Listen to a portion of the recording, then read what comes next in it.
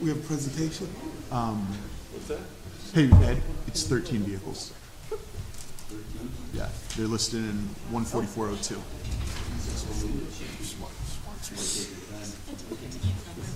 I mean, it's by ordinance. So I don't know if that. Teresa is the. Chuck, what department are those? Oh, we have it here. Is it all over the place?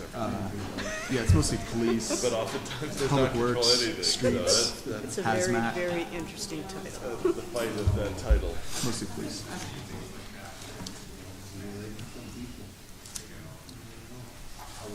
All right, roll call.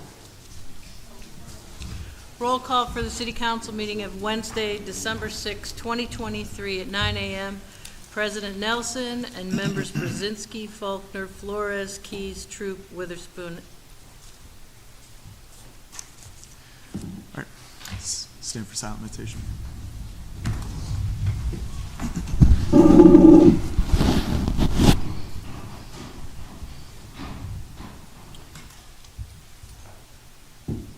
Moment of silence, especially for those who are in harm's way.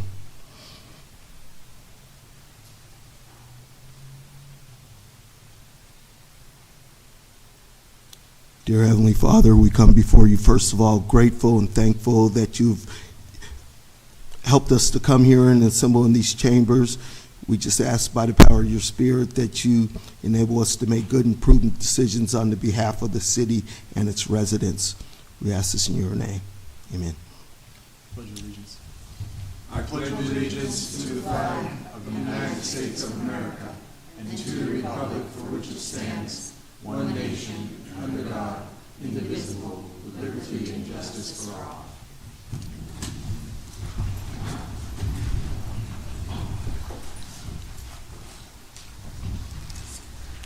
I have a motion to accept the minutes from the November 15th City Council meeting and bills for payment on December 8th and 15th, 2023. Councilmember Brzezinski, Faulkner, Flores, Keys, Troop, Witherspoon, and Nelson. Do we have anyone here for repository sales? Come forward.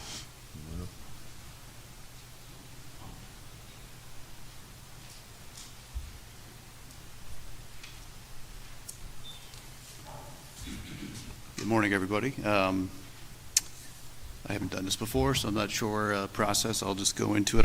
I'm attempting to purchase a vacant parcel at 235 East 32nd Street from Repository. My name is Patrick Groner Jr., by the way. The purchaser is my retirement account, so it sounds strange, but that's Patrick Henry 401k PSP. I was given a list of questions I think you guys might want answers to, so I'll Yeah, we have the same read list. them and Go for it. Is the property vacant? Yes, it's a vacant parcel. What are your plans or intentions for the property? I'd like to market it. I think it would be a good parcel to develop into a residential garage. The area, most of the homes do not have garages. The condition of the property is again vacant. Do you live near the property? I live in East Springfield, so I live in the county, but I do not live near the property, although I work on West 26th Street, so I'm in town every day.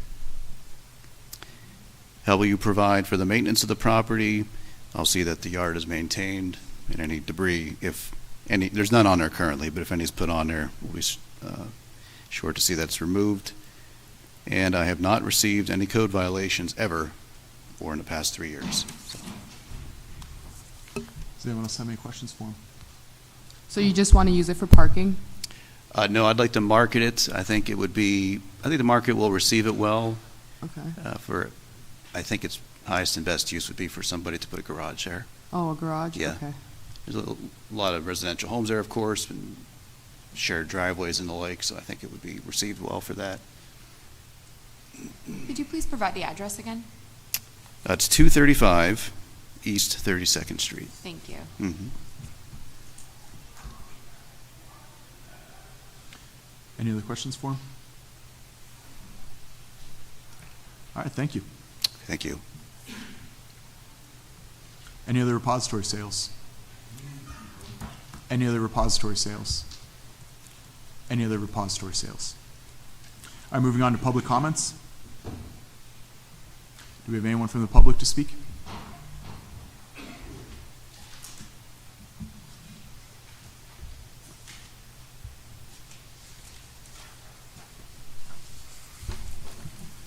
If you could state your name and your municipal, what municipality you live in, you no longer have to state your address. I don't. Correct. I'm Derek Martin. I'm with the Erie Airport Authority. I live in the city of Erie, downtown resident. Before you, the document was just passed out, was the economic impact statement that the Commonwealth of Pennsylvania required to be produced every, usually 4 to 5 years. During the pandemic, they ran into some challenges. So what you have here is the economic impact of the airport from 2019, and they also did to see what the impact was in 2020 during that process. According to the study that was commissioned by the state, there was 956,000 jobs. Total payroll because of the airport was $46 million, and the output was $136 million. I give you those numbers in the document so that you're aware of the impact the airport has on the community and the vitality that it has. There's been a lot of discussions in the community about the Fly Erie Fund. I believe the council had a presentation by Jake Rao regarding the program, which is a chamber-led program. There appears to be a lot of questions in the community about the program, and is this something new? It's never happened before, so they're trying to understand what it is.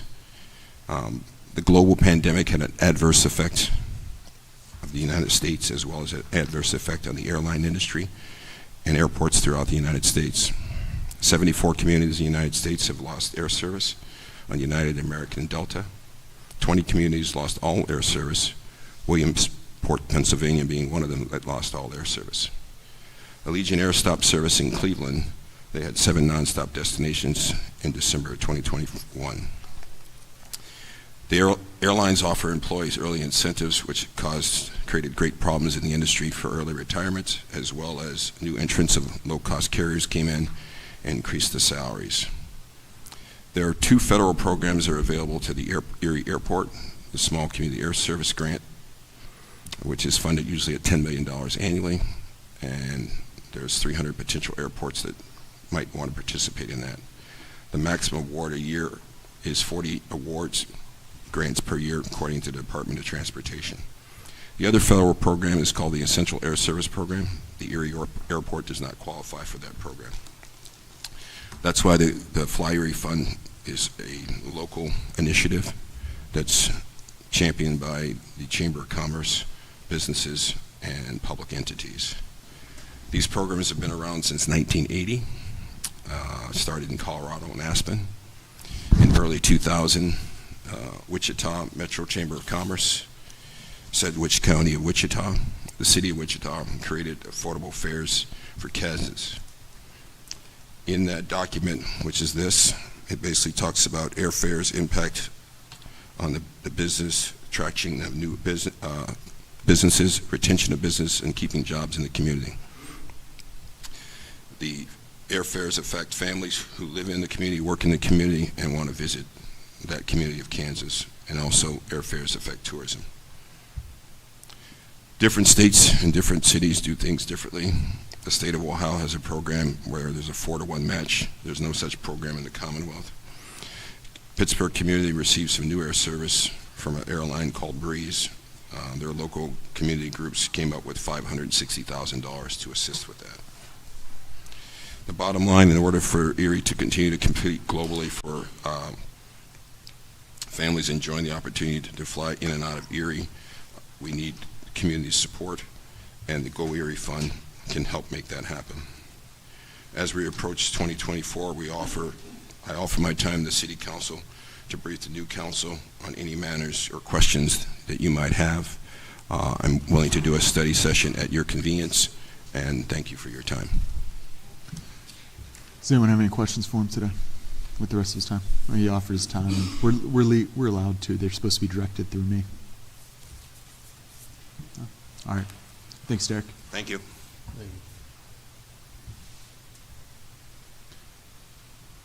Any other public comments?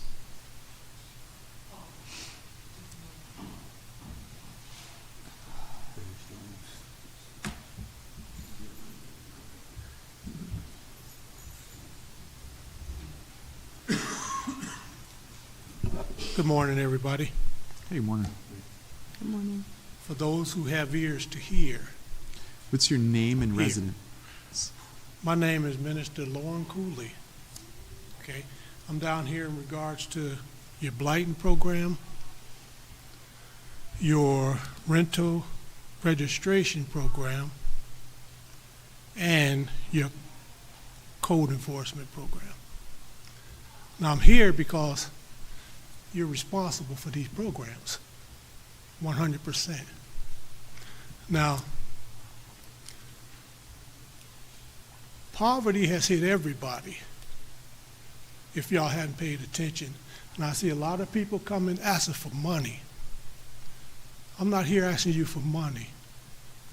I'm telling you, your blighting program is destroying the poor. It's taking the inheritance from the poor. Now, we all went through a crisis. First it was COVID, which was at the fault of the city. Everything was shut down. Then it was the gouging of the wood products. And I'm still talking about housing. Then the food and the gas prices shot up. And all I hear everybody down here talking about is give me a grant. Give me this. The poor can't get your grants because they don't pay taxes. But you have criminalized the poor. You're condemning their houses, and that's all they have. They don't have nothing else. You need to get another policy. You need to check into this. Now, I had a meeting. I had to go to a court hearing about one of my son's houses with the Honorable Edward Wilson. We won that case. It was about rental fees. We bought a duplex.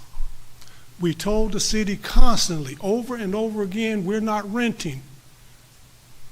We're exempt. We have several other properties that we are exempt from because we're not renting. Honorable Wilson understood that, and he was in our favor, and we won the case. Immediately, code enforcement, Jake Benny and Mike Lavery of the blighting program started an immediate process attack on our properties. Now, this is a warning to you. This is not to come and tell you that you can sit there and act like you don't understand this. Those who have ears to hear have become responsible to what I'm telling you. So, if the city had a recession, the poor had a depression, meaning we were in worse condition than you would ever have been, the city had ever been. But everybody act like their recession is hurting them. Start thinking about the poor. You need to reform this blighting program immediately. Now, they cold violated me on a property on the west side and my property on 20th Street. Now, it's the middle of winter. I'm a contractor, and I can't meet their obligations. I'm a well-known contractor in this city. I have worked on many of the government buildings, projects, churches. I'm a well-known contractor and can't meet their requirements. Now, how do you expect the average citizen to be able to meet it? I'm done. You've been warned. Any questions? Didn't expect none.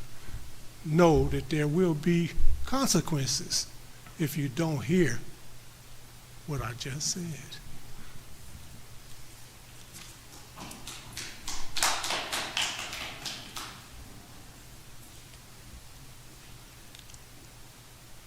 Any other public comments?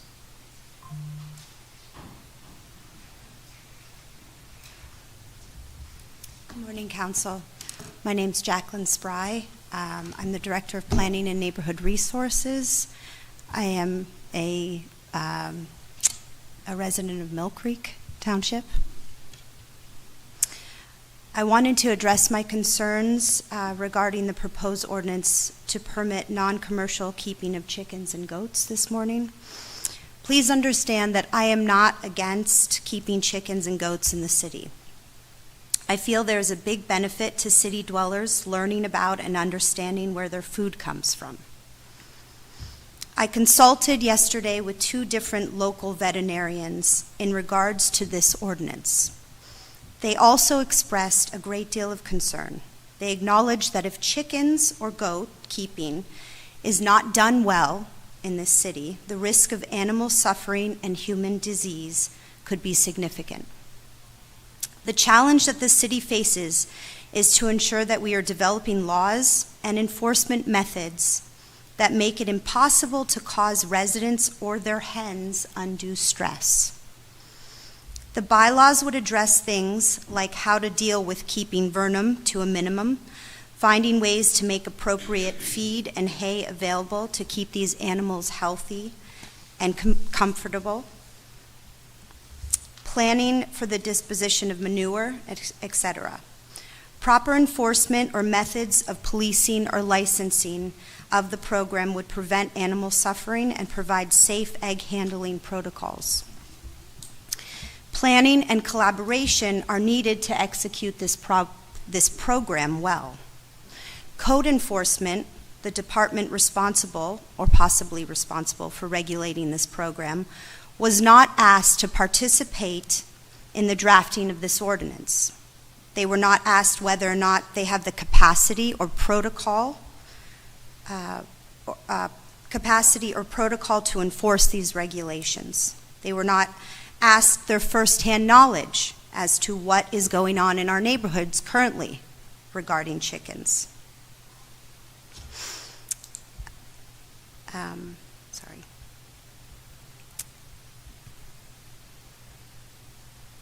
Council has asked of us to be transparent in our work, to use data to make informed decisions, to provide residents an opportunity to have input and to learn from other communities.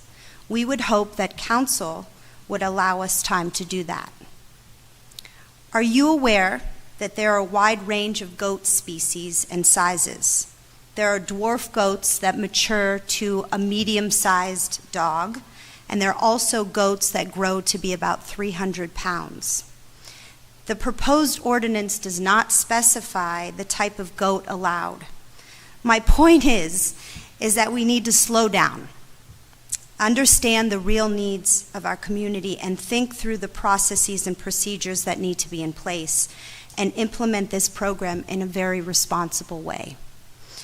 I am respectfully requesting that Council tables this ordinance today to allow us time to do our due diligence so that we can develop the appropriate procedures and processes to ensure a successfully administered program. Thank you.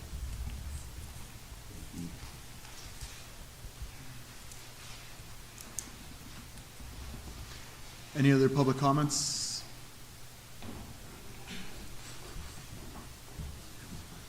Good morning. My name is Curtis Jones. I'm here, a city resident, born and raised.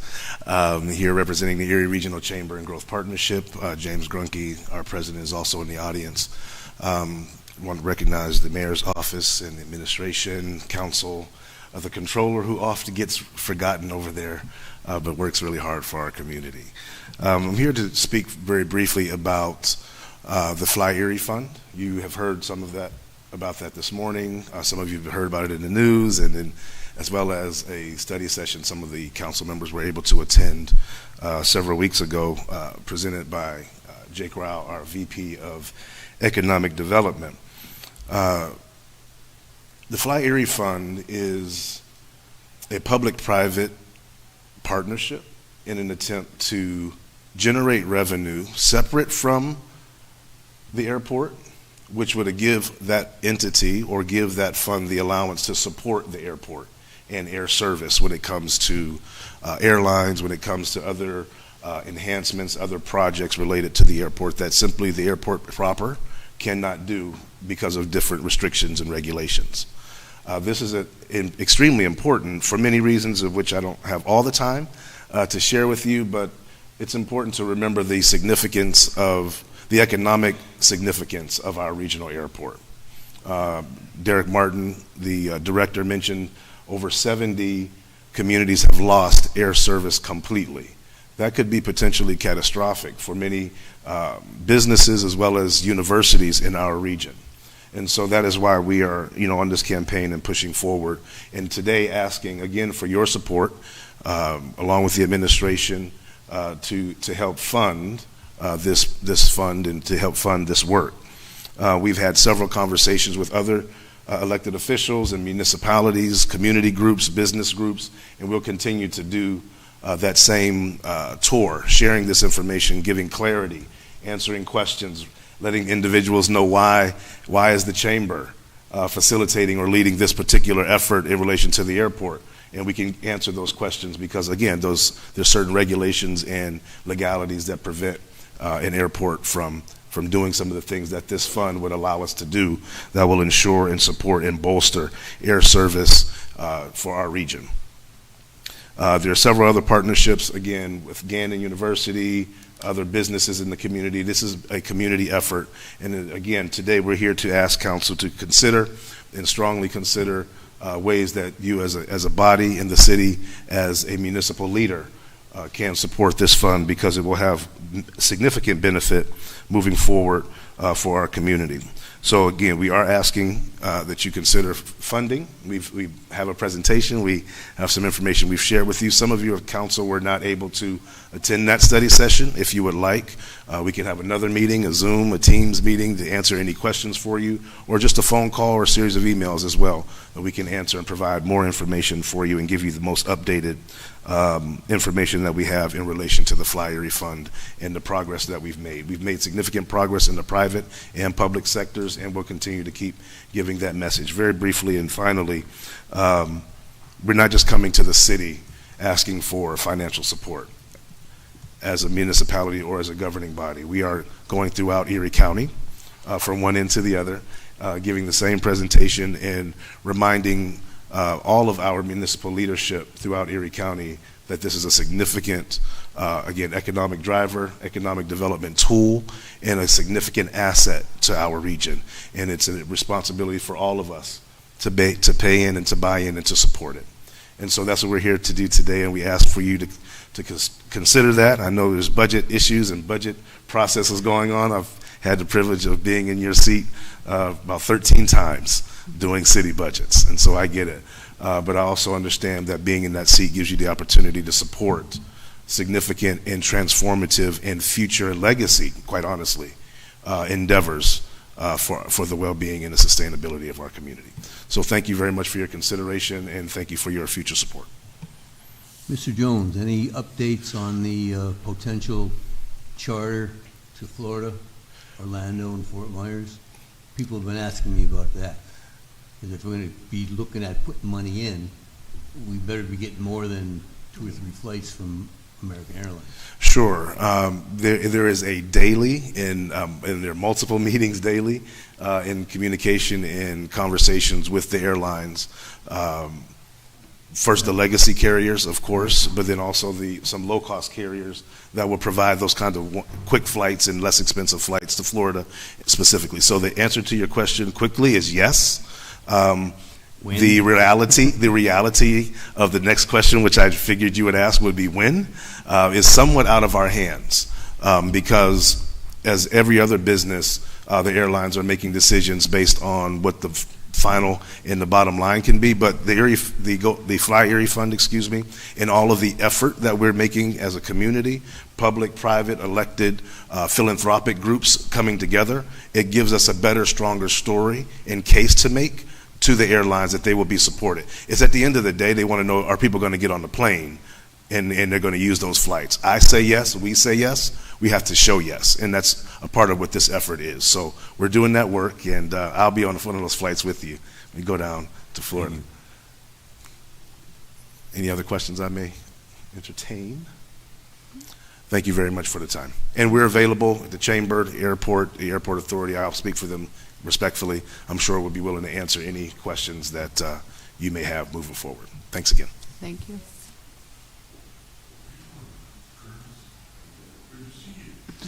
Any other public comments?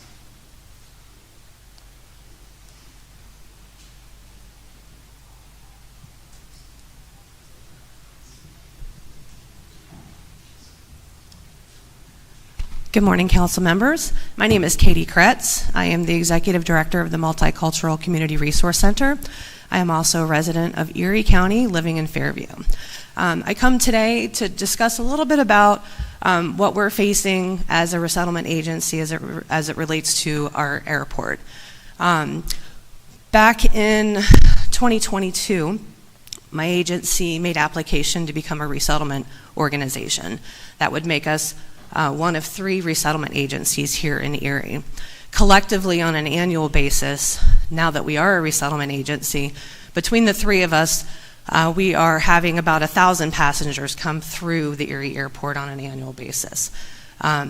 So as you can imagine, when we first became a resettlement agency, we had 2 airlines coming into the city of Erie.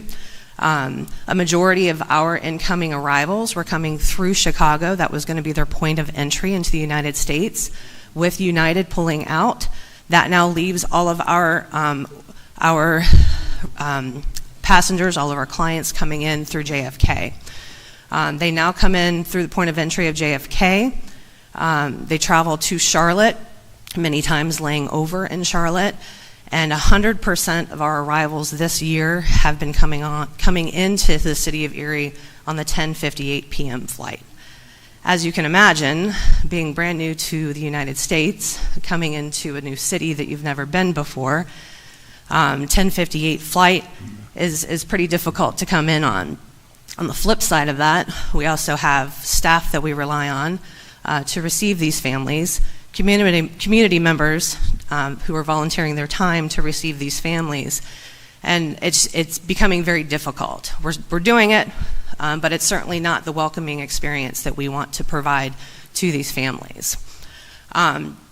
Again, as a citizen of the Erie County, I too have been very frustrated with the airport for all the wrong reasons.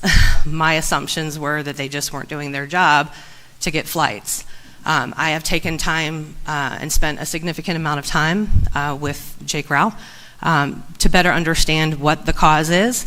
And it's very eye-opening when you actually sit there and you spend the time understanding what the difficulties are for our airport. I'm standing here as a leader in our leader in our community, but also as a community member, asking for the support of our council and really taking a hard look at what this is going to do, not just for luxury flying, but for necessity flying, for our clients coming into the United States, for future citizens of Erie County. Again, as a nonprofit leader, I cannot commit money to this, but I will commit my personal time. Both my husband and I have committed to doing whatever we need to do to help push this forward, and I have full confidence that this will be what it needs to be for our city, and I ask you to do the same. So thank you very much for your time. Thank you.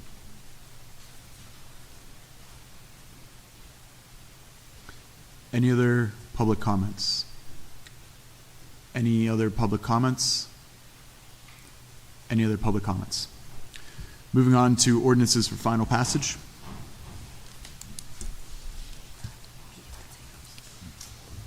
Council file number 16405, official ordinance 76, 2023, an ordinance appropriating a sum of $399,993 from unappropriated and unanticipated revenue for the expenditure thereof. This is a contribution from the Department of Justice for implementing crisis intervention teams. Sponsored by President Nelson, seconded by Member Flores. The council file ordinance number 16405, having been read, is hereby adopted on first reading by City Council. Final passage, sorry. Council File Bill Number 16405, and now known as Official File Ordinance 76/2023, be finally passed by City Council. Council members Brzezinski, Faulkner, Flores, Keys, Troop, Witherspoon, and Nelson. City Council pass Official File Ordinance 76/2023 by yeas 7, nays 0. Ordinances for first reading. Council File Number 16406, an ordinance appropriating the sum of $69,646.02 from unappropriated and anticipated revenue to be received from the Enterprise Zone Revolving Loan Fund for utilization in the Flagship Commodore Fund. Sponsored by Councilmember Keys, seconded by Member Troop, that Council File Ordinance Number 16406, having been read, is hereby adopted on first reading by City Council. Councilmember Brzezinski, Faulkner, Flores, Keys, Troop, Witherspoon, and Nelson. City Council read and adopt Council File Number 16406 by yeas 7, nays 0 on first reading.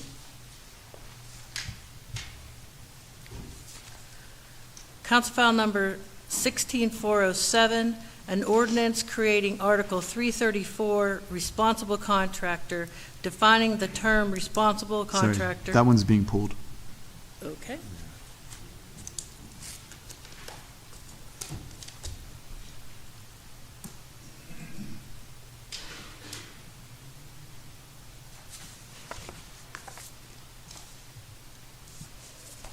Council File Number 16408, an ordinance amending Part 9, Title 7, Other Public Services by creating Article 952, honorary renaming of streets, secondary street signs, to establish a process and procedure for the ceremonial renaming of streets in the city of Erie.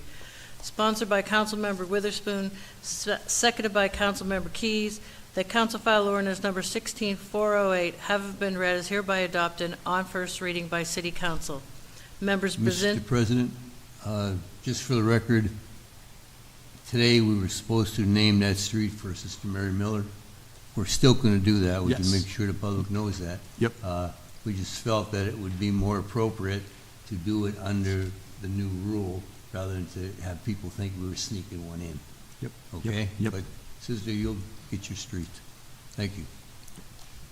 Councilmember Brzezinski, Faulkner, Flores, Keys, Troop, Witherspoon, and Nelson. City Council read and adopt Council File Ordinance Number 16408 by yeas 7, nays 0 on first reading. Council File Number 16409. Mr. President, move to, what's the word I want? Table? Table, yeah, big table. Especially when Ms. Fry mentions the fact, which I brought up in caucus, that code enforcement doesn't have much of a clue as to what we're trying to accomplish with it. I also mentioned the multicultural thing. Some people are afraid of it. Some people like it. I have friends that have chickens in their backyard for years and have never had a problem. But until we know exactly how we're going to do it, I think we ought to sit on it and get it done the right way. If I don't get a second, then I'm a no. Thank you.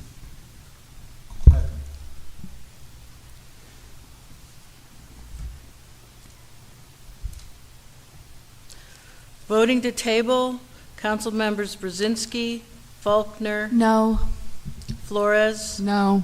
Keys, Troop, Witherspoon, Nelson. No. Motion to table passes 4-3. Just to clarify, there was intended to be an amendment to that to remove the goat portion. So it was just going to be regarding chickens. There's two different ways to look at it. The current ordinance doesn't look at it as a program. You can either do this through a way of adding bureaucratic stuff, doing inspections ahead of time, paying fees and doing licenses, or deal with it in the prohibition side, which is how we currently do. So that was the intent. I had asked code. They told me no chickens. it was a pretty abrupt conversation. So, anyways, on to number 5. Council File Number 16410, an ordinance amending Article 142, Section 14203, to identify the boards, commissions, or authorities whose members are exempt from the residency requirements of Article 142. Sponsored by President Nelson. Hold on, Second- Lori. I think Chuck is going to be amending this one. Are we amending this? Number 5? No? Oh, sorry. Oh, okay, never mind. We're amending 6, not 5. Okay, yeah. Sponsored by President Nelson, seconded by Councilmember Flores. The council file ordinance number 16410, having been read, is hereby adopted on first reading by City Council. Council members Brzezinski, Faulkner, Flores, Keys, Troop, Witherspoon, and You,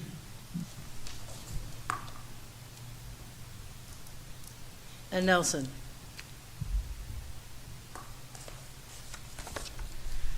City Council read and adopt council file ordinance number 16410 by yeas 6, nays 1 on first reading. Council file number 16411, an ordinance amending Article 143, Section 14302, to require employees to maintain residency in Erie County, Pennsylvania. Sponsored by Mr. Nelson and seconded by Councilmember Flores. The council file ordinance number 16411, having been read, is hereby adopted on first reading by City Council. there's Madam there's Clerk. an amendment to it. Oh, go ahead. There's an amendment to it that it would be within 15 miles of the city border. So Erie County within 15 miles of the border. Do I have a second? Second.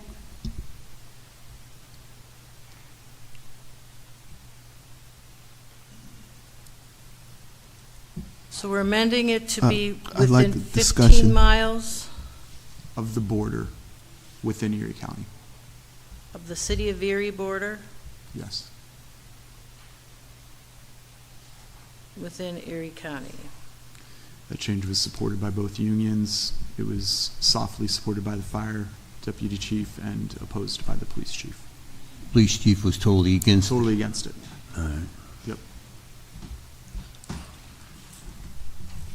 Okay, So, I wanted to make a comment. So, there was good reasons that the union made for wanting the expansion of the area. And ironically, the expansion is not supported by the leadership of these organizations. But one thing I haven't seen is, a program or any type of movement toward getting your employees to live in the city limits. The city has a lot of programs such as LERTA, where you can build a house and not pay the taxes for 10 years. Things like that. So I'm kind of torn because, one, I understand they want their people close, but, I want them even closer. I think that, if timeliness is a factor in having your people being able to respond, that you should be responding with trying to use some of the programs and some of the tools that are out there to get your people to move back into the city. Do we have to vote on the amendment? Mr. President?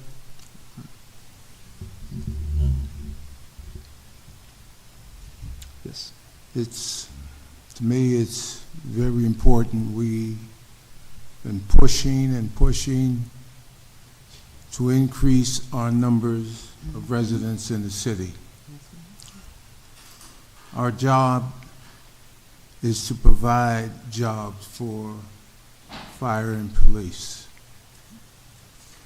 It's not our jobs to tell them they can live outside the city and don't pay taxes, property taxes in the city, but yet take the money that the city give them and pay property taxes elsewhere.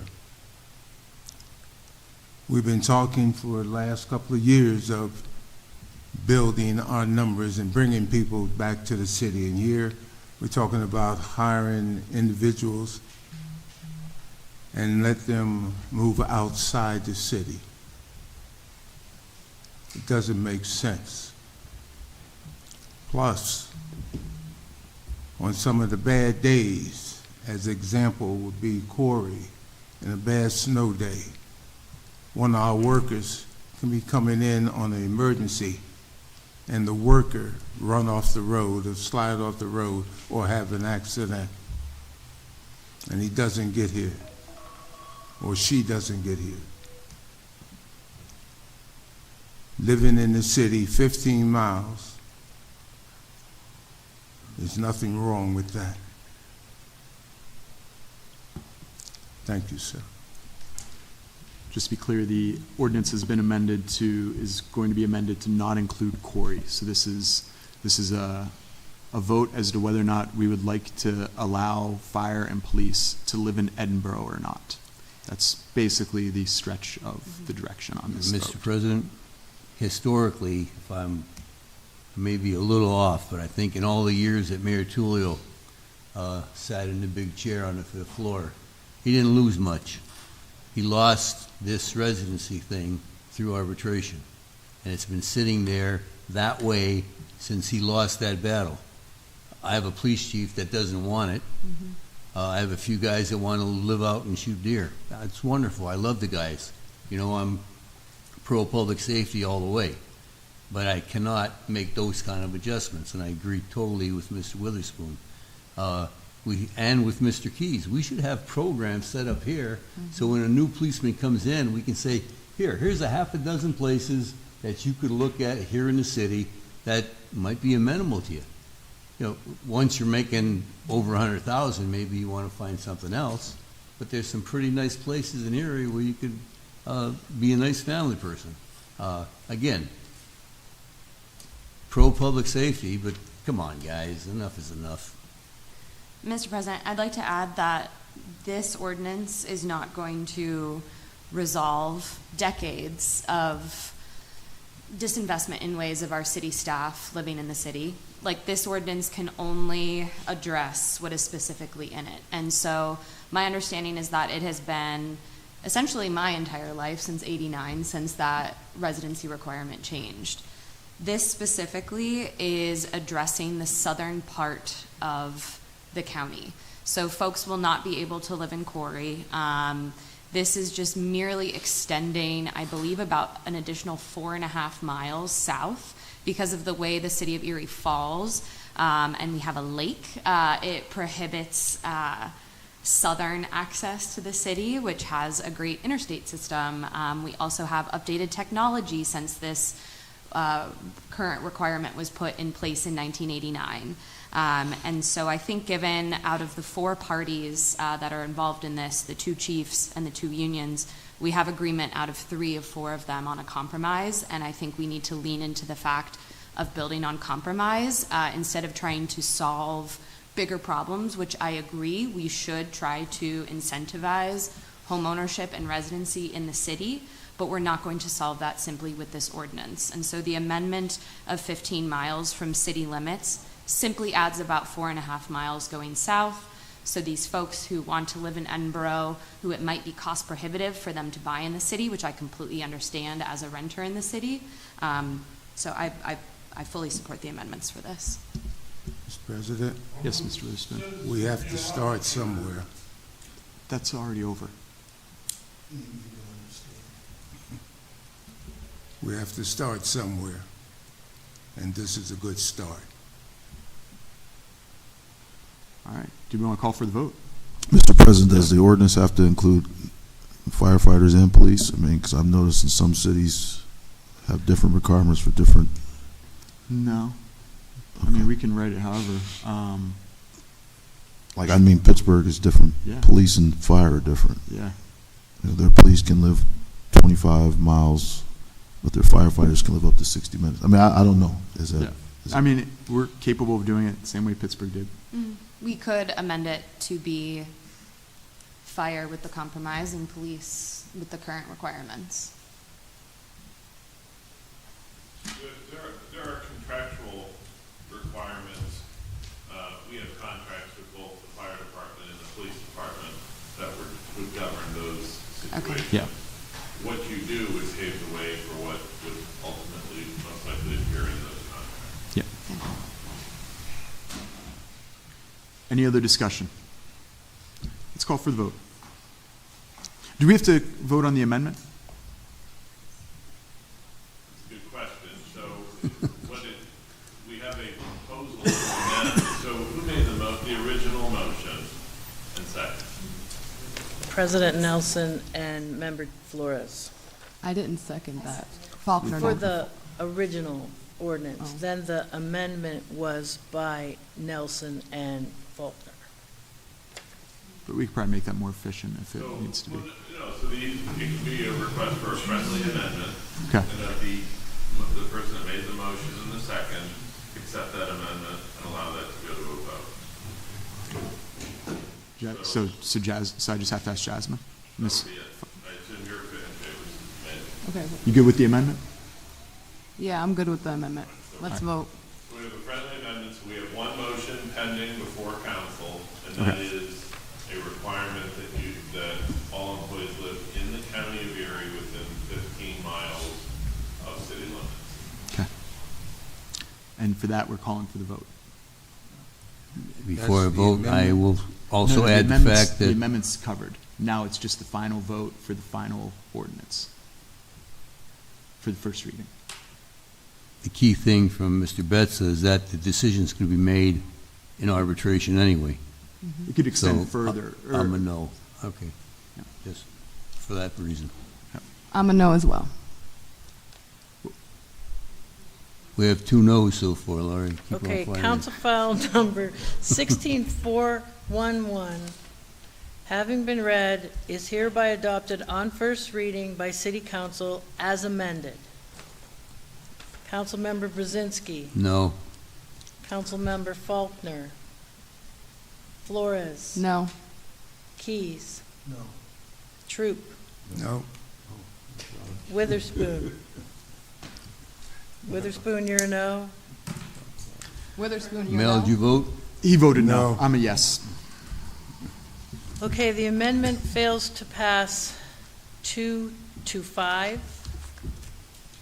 So this does not adopt on first reading.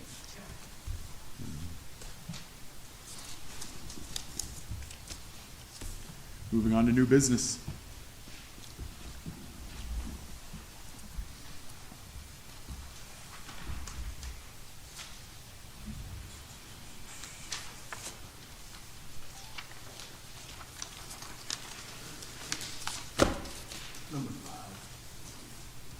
Whoa, whoa, whoa. Somebody's got to make the motion to, I was waiting for the veterans to do their thing. Mel, come on, man. What are you doing? motion to, that we move the balance.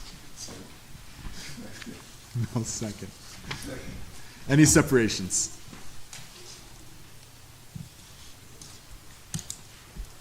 Number 5.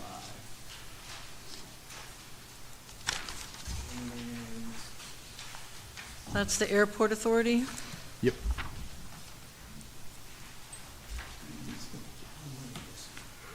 End of the year. It's mostly transfers. Any other separations? How could they do transfers? There's no extra money in the budget. Man, I get confused. Any other separations? Yeah, just give us a minute. There's a.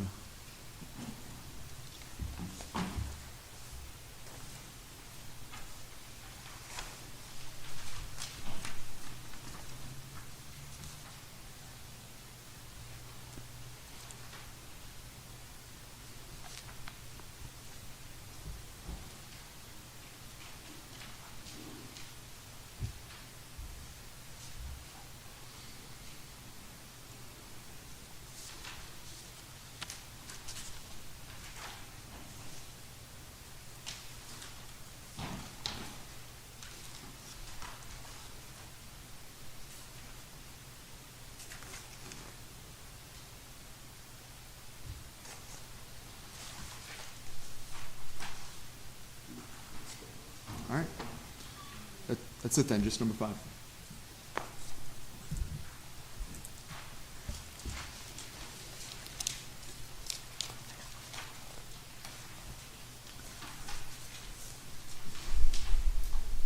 Voting on moving the balance.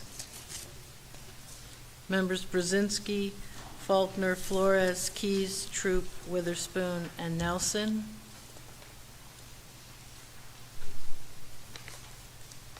Motion passes 7-0. Okay, number 5, sponsored by Councilmember Keys, seconded by Councilmember Troop. Resolved by the Council of the City of Erie, a resolution sponsored by Councilmember Keys appointing Aaron Kerner of 1037 West 24th Street, Erie, PA 16502, to a 5-year term to the Erie Regional Airport Authority to replace Richard Wagner. The term will begin January 2024 and end December 31st, 2028. They usually expire, I think, the first Monday of January. So I'd like to make a comment. It's kind of ironic that the airport's here today. Miss Erin Kerner is my appointment to the airport authority. She's in the audience today, and so I just want to take a minute to acknowledge that I believe she's going to be a great asset to the airport authority and to our community as she repatriates back to the city of Erie. In that context, I want to take a second to thank Rich Wagner.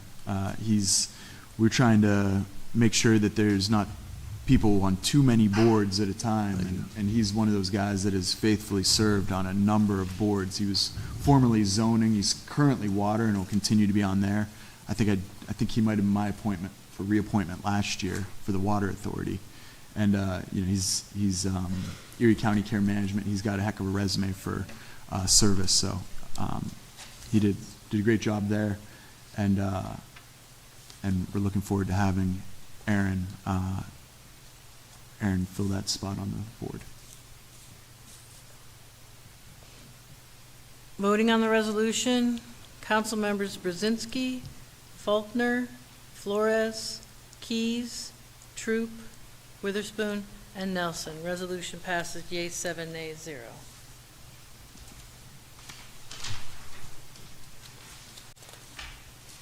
I believe this takes us to committee reports.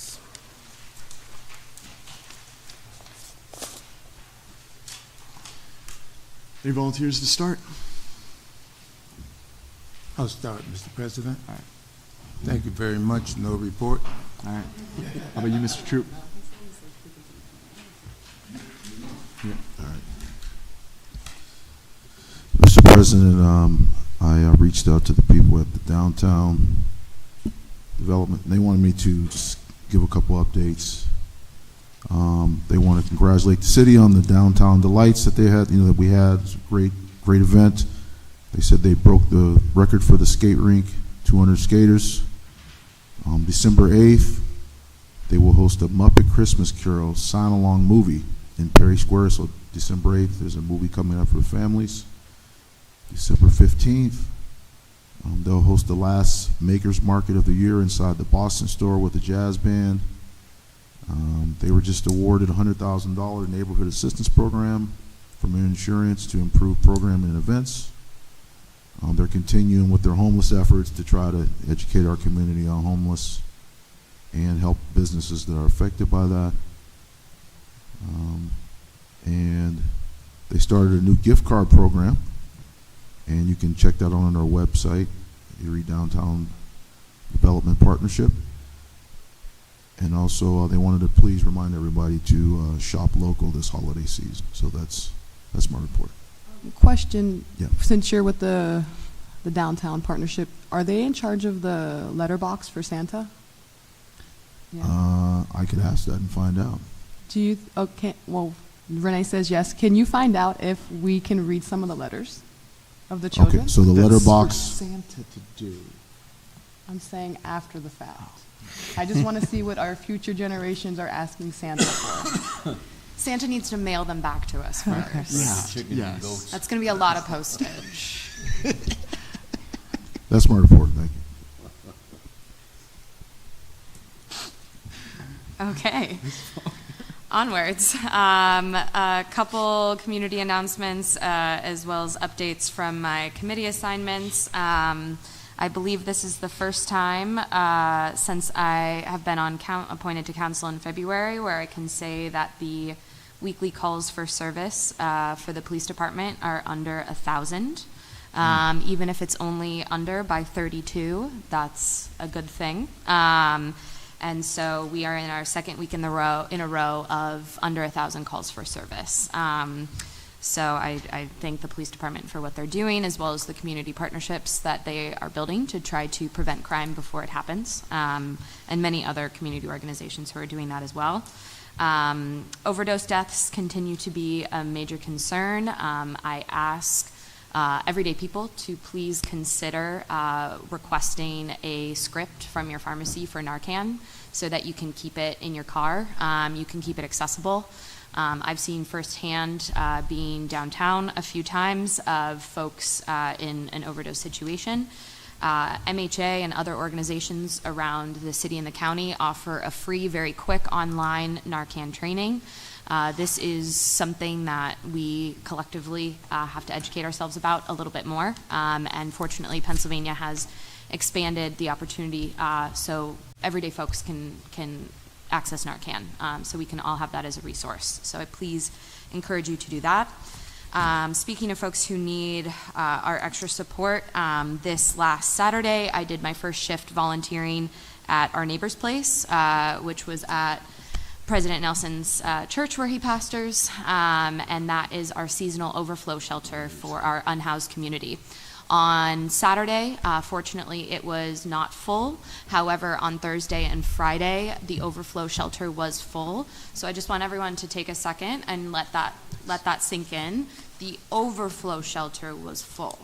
That means there was nowhere else for someone who is homeless to access a place to sleep that night in our city and county. So that is a collective failure, and I say that as a city leader. An overflow shelter should never be full. So I please ask folks, our neighbor's place continues to need volunteers and support.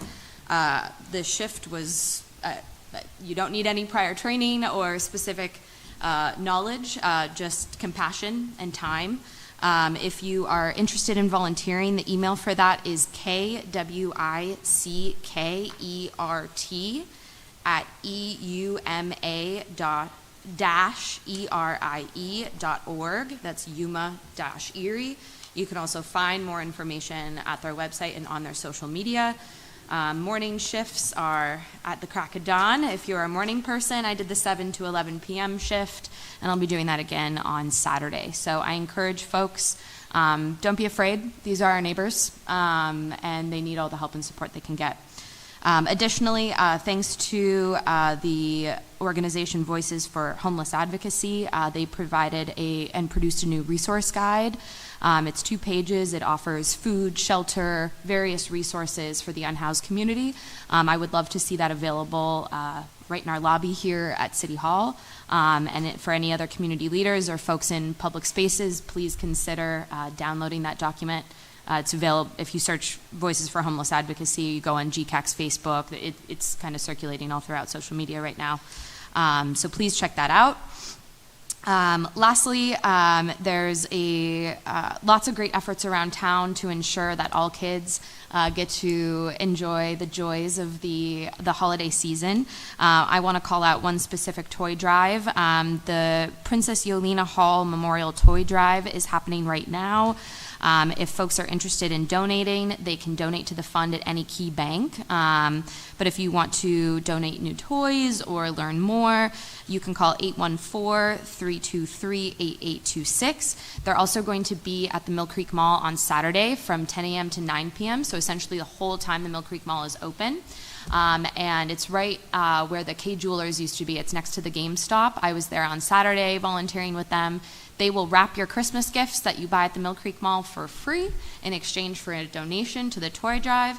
So people came, they dropped off their gifts, they got them all wrapped, they finished their shopping, they came back, picked up their bags of beautifully wrapped gifts, and gave a donation for this great cause to remember a little girl from Erie who passed away at the tender age of 6 to leukemia. And so please turn out to the Mill Creek Mall this Saturday to support the Yolena Hall Memorial Toy Drive. That's my report. Thank you, President. Thanks. Mr. Brzezinski? Yeah. It's beginning to look a lot like Christmas. Take the time to drive around our city at night when the lights are on at Perry Square. Don't forget to look at the Warner. Don't forget to look at, I still call it the Tulio Center over there, which it isn't, I know. Get down to the Bayfront and see the magic in the lights. We have a beautiful, beautiful city, and we should take a lot of time to treasure that city and maybe move into it. That'd be a nice thing, huh? All kidding aside, it's a holiday season. Have fun, be safe. Everybody's kind of buckling down with parties and getting everything ready for next year. So my reports in January will let you know more about what's happening with the Port Authority and the Civic Center and whatever else the next president wants me to do. Thank you very much and have a good day. Ms. Flores? I don't have much to report. The next blighted property meeting is going to be at 9 a.m. on December 13th. Those are open to the public. They are at 9 a.m. through Zoom. If the community would like to be vocal with the department that is doing the code violations, this is where you start to get things going, to have your case heard. Also to be able to see if there's avenues to be able to rehab things before it gets to the drastic level of losing your home. We want people to live in the city. We do not want people to lose their legacy, their family legacy of a home that maybe their grandmother left them or something of that nature. So we do have to do our part. We have a home rehab program that we need to start offering technical support for people to have. I'm sorry. Right now, with Christmas going on, the next EMTA meeting will probably be in January, since Monday the 25th is Christmas Day. And with us coming to a close, everybody be really safe. Make sure you're giving yourself enough time to travel. Our winters are kind of brutal if we do not prepare for them. I know that a lot of us will just get in our car and keep going, but we do have to be cautious for pedestrians who are walking in the streets and then trying to get through our less than favorable weather in the winter months. So please do our part to make sure our community is safe and that we're looking out for kids and elderly who are using walkers and mobile devices to get around. Thank you. Thanks, Jasmine. Mr. President, why are we off air? When we had one person running this program, it ran. Now we've got 3 people plus Cam, and it's not on TV anymore. And you know, my older folks out there, my buddies, are going to want to know why it's not on TV. I think it's on It's Facebook. off the air. It might be on YouTube or something. I think that's the Zoom screen. I don't know. Are we on the air, Monica? We're live. Yeah, We're live? We're That's live on Facebook. My bad. Techno moron that I am. Off-air Zoom. I mean, it's a huge, for anyone watching online that's wondering what he's talking about, there's a huge sign on a TV and right in front of us saying we're off air.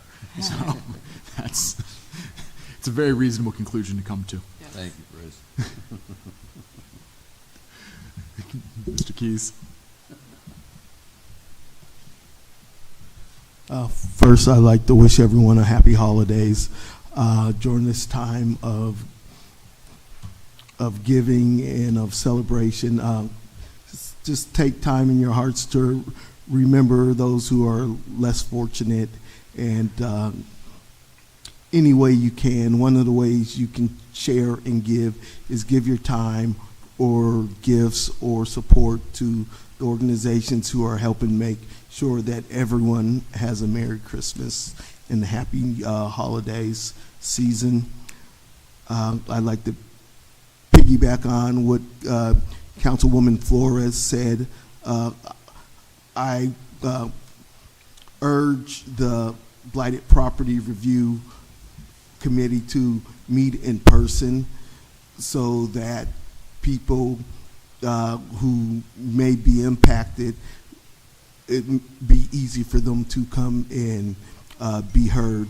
And so that's my hope, because next to, your life and your health, your property is usually typically the most valuable thing you have. And we need to ensure that in those situations, we're making sure people get the help they need so that they don't lose their legacy and their opportunity for generational wealth. That's all I have. So since last council meeting, we've been wrapping up budget talks, and as you see with so many first readings of ordinances, there was a lot to push through there, half of which didn't make it. So that's a first as I try to squeeze through the end of my presidency. You can tell what I was doing there. I want to piggyback off of what Ms. Faulkner was talking about a little bit. So this is going to sound a lot like my council report that I have to give Sunday to my other employers with church council. I'll tell you, we had a constituent come in and complain about how council doesn't do anything for youth a few months ago. And I remember like going down the line and being able to say what everyone on council has done for youth, and it being pretty notable contributions. And then as we talk about as the overflow shelter is at capacity, as this upcoming Tuesday, there's with county council, not our body, there's a $2 million transfer away from homeless funds into EMS services. And EMS services are by state law a requirement of municipalities, not of the county. So this is particularly concerning. But as stuff like that happens in the midst of us, members of council now and in recent years have really put their time and efforts backing up these concerns. And I think about the time before I was on council. One of the first times I met Liz Allen was that she was following for a story, following and spending time with a homeless woman, and she picked her up off the side of the street, asking where she was going, and the woman was going to my church. So that was one of the first times I met Liz, was at my church while she was with a homeless woman in the car and writing an article about it. And she had, she's probably got 3 or 4 articles about that. And the first time I met Kathy Schaff, she was on a rush to get out of a meeting at City Hall because one of her homeless friends was in trouble and getting kicked out of the store across the street because he was drunk. And I said, he's drunk at 10 o'clock in the morning at Lucky's? And she goes, yeah. And I was like, I know the guy. I'll help you out with that one. And when she realized I actually knew the guy when we were walking down the street together, and he greeted me first. And now that guy is functional. He was homeless for 18 years. He's got an apartment. He drinks beer instead of vodka, and he's employed. Mel went to a fundraiser with me back before I was on council. We sat together at a comedy show that Mayor Schember emceed to raise money for the homeless. I know Mike, when the homeless shelter was uptown, which meant that they were going to be at the upper room in the morning or during the day, and they were going to be up on East 26th Street, and that's a long walk. Mike borrowed his church van and drove them for 2 weeks every evening. And did you do every morning too, or was it just evenings? Yep, it's twice a day he was driving. So people that can, as Susanna pointed out, she's going to be helping out the overflow shelter last Saturday and this Saturday, and I do my part as well. I really, as you see the challenges in front of the city, and as you wonder what council is doing to address them, I really want the public to feel confident that it is the passion of our hearts to address these big concerns, and that many of us are putting in effort in non-political ways to make these ends and to address the least of these in our community. But that's all cutting into my Sunday council report. So let me just leave it there and assure you that we'll finish out this year strong. Thank you. We all do good when everyone is doing good, so I definitely understand the support that we need to do for all of our community members. Nothing from the Controller's Office? Solicitor? From the Mayor's Office, Renee? Thank you. I'll be pretty quick. First, regarding the Fly Erie Fund, I want to thank everyone who was here from the airport and from the chamber. And I wanted to let council know that Chris Groner is working on drafting a funding proposal that would not impact the general fund budget. We see this as an economic development issue. And so what we're going to be looking at doing is using the city's revolving loan funds and the interest that rolls off of those to help fund a contribution from the city. So I wanted to make you aware that that proposal will be forthcoming from Chris Groner and our Department of Economic and Community Development. I also wanted to just quickly draw attention to the passage of the appropriation of the $399,993 for the crisis intervention teams. We have our first meeting with DOJ today. We are very excited that we will, and under contractual notice, the contract with Safe Harbor will enable us to hire, will enable Safe Harbor to hire 2 dedicated crisis services staff members who will accompany our police officers when responding to people in crisis. And so the vast majority of that grant goes to Safe Harbor in the amount of $396,391. And the remainder is to pay for our officers to go to additional training.